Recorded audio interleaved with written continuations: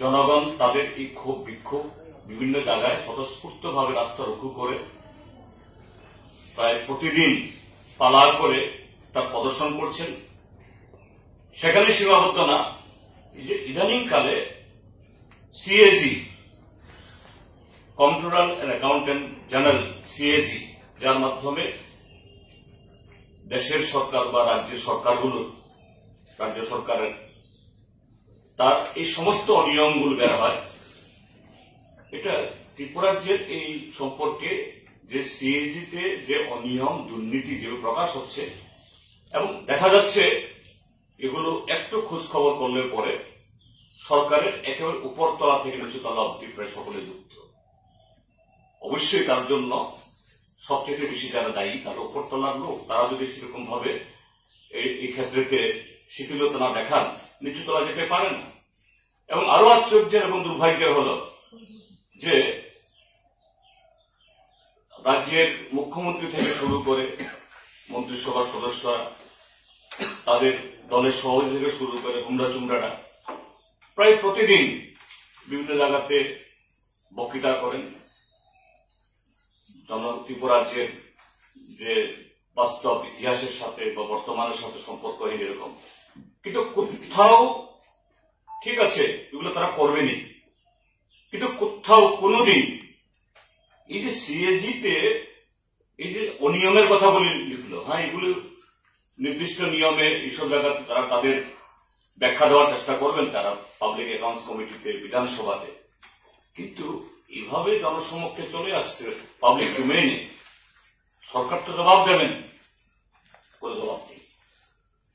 অর্থনীতির হাল একেবারে বেহাল। আপনাদের পত্র পত্রিকাতে খুব সুন্দরভাবে বলে এসছে যে ত্রিপুরা যেন ঋণের উপর ভাসছে। যে বিগত দিনগুলোতে 2018 সাল অব্দি অতীতের বামপন্থী ফ্রন্ট সরকার বা অন্য সরকার গত এই 35, 40, 50 বছরে যত টাকা ঋণ গ্রহণ করেছেন তার প্রায় দ্বিগুণ এই অল্প কদিন তারা নিয়েছে। অর্থাৎ এটা শুধু বর্তমান সময়ের জন্য যে সংকট না,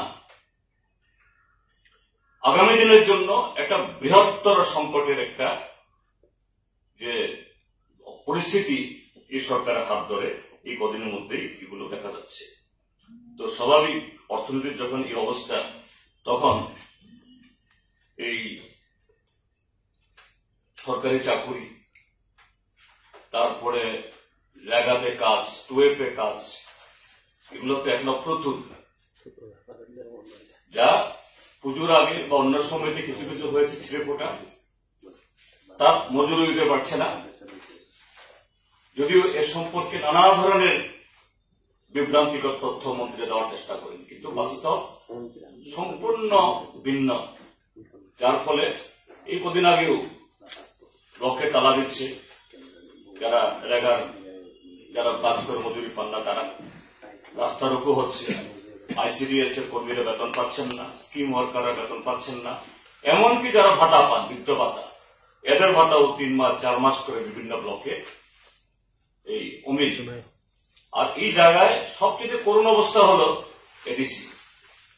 একদিক থেকে রাজ্য সরকারের এই বিমাতৃসুলভ বা এডিসির প্রতি তাদের যে ন্যাক নজর, আরেক দিক থেকে হলো এডিসি যারা পরিচালনা করেন এখন ত্রিপুরা মথা, তারা ব্যস্ত ভোগ বিলাসে, তারা ব্যস্ত শাসক দলের সাথে ধরম মহরম করে গলা মিলিয়ে কিভাবে আরো সুযোগ সুবিধা তৈরি করা যায় কিনা, কিছু চটকদারি স্লোগান দিয়ে।